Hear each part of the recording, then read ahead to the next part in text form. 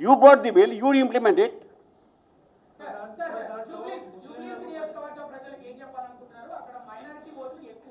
నేను తెలంగాణ ప్రెసిడెంట్ జూబ్లీస్ మా Jubilee state president చెప్తున్నాను.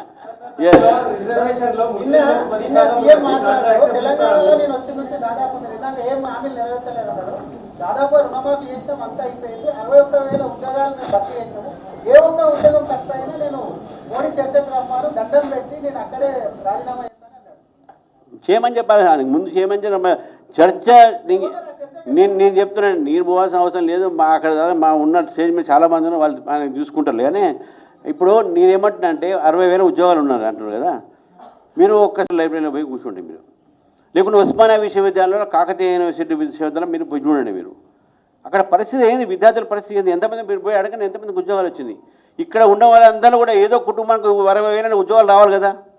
ఎంతమందికి వచ్చింది చెప్పండి. కానిస్టేబుల్ ఉద్యోగాలు ఇచ్చేసి వాయు ఉద్యోగం అంటే కానిస్టేబుల్ ఉద్యోగాలు మంచిది కాదు ఉన్నది. కానీ చదువుకున్న పిల్లలందరూ కూడా గ్రూప్ 1, గ్రూప్ 2, గ్రూప్ 3 ఇవి అలా ఆలోచిస్తున్నారు. ఇంకా నోటిఫికేషన్ ఇవ్వలేదు, జాబ్ క్యాలెండర్ ఇస్తున్నారు రాగానే. ఇంకా జాబ్ క్యాలెండర్ ఇవ్వలేదు వాళ్ళు. ఎవ్రీ ఇయర్ 2 లక్షల ఉద్యోగాలు ఇస్తున్నారు. ఏమైనా 2 లక్షల ఉద్యోగాలు 2 సంవత్సరాలు అయిపోయిన తర్వాత 4 లక్షల ఉద్యోగాలు రావాలి కదా.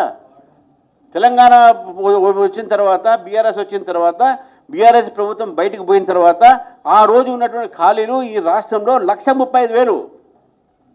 ఏమైనా 135,000 ఉద్యోగాలు.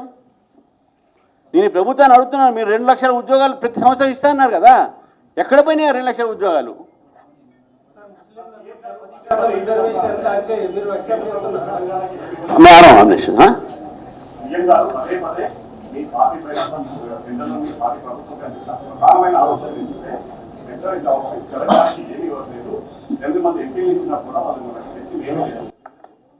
$12 లక్షల కోట్ల రూపాయలు ఇచ్చినాము.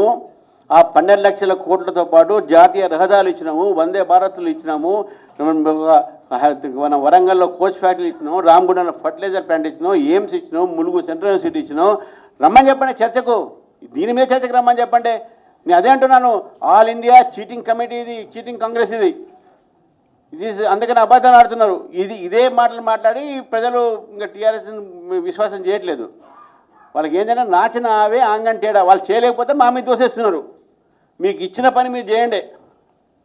ప్రజలు మీకు ఒక అధికారం ఇచ్చారు, ప్రజలకు మంచిగా చేయండి. మీరు అది చేయలేక ప్రతిసారి ఢిల్లీ పోతున్నారు కదా. ఢిల్లీ పోతున్నప్పుడు ఇన్నిసార్లు ఢిల్లీ పోయి వచ్చినారు కదా, ఏం లేకుండా వచ్చారు వీళ్ళు చేతికు. అన్నీ ఢిల్లీ పోయిన అన్నీ వచ్చినాయి వీళ్ళకు. నేను ఇంకోటి చెప్తున్నాను మీకు, భారతీయ జనతా పార్టీ ప్రభుత్వం వచ్చిన తర్వాత ఆ రోజు కాంగ్రెస్ పార్టీ కేవలం 32% మాత్రమే ట్యాక్స్ డెవల్యూషన్ ఇచ్చేది. కానీ బీజేపీ వచ్చిన తర్వాత నీతి ఆయోగ్ ద్వారా 42% ట్యాక్స్ డెవల్యూషన్తో పాటు 8% tax devolution for local self government. అంటే 50% రాష్ట్రాల నుంచి వచ్చినటువంటి పన్నులో 50% మళ్ళీ ఈ రాష్ట్ర ప్రభుత్వాలకు పోతూ ఉన్నాయి.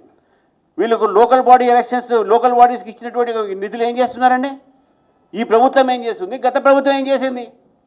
సో మీరేం చేశారు, మీరేం చేశారు చెప్పండి. మేమేం చేసి మేము చెప్పుకుంటాం. కిషన్ రెడ్డి గారు మంత్రిగా దాని మీద బుక్ తీశాడు, చెప్పాడు. 12 లక్షల కోట్ల రూపాయలు మేము ఇచ్చినాం ఈ యొక్క రాష్ట్రానికి, రహదారులు ఇచ్చినాం మేము.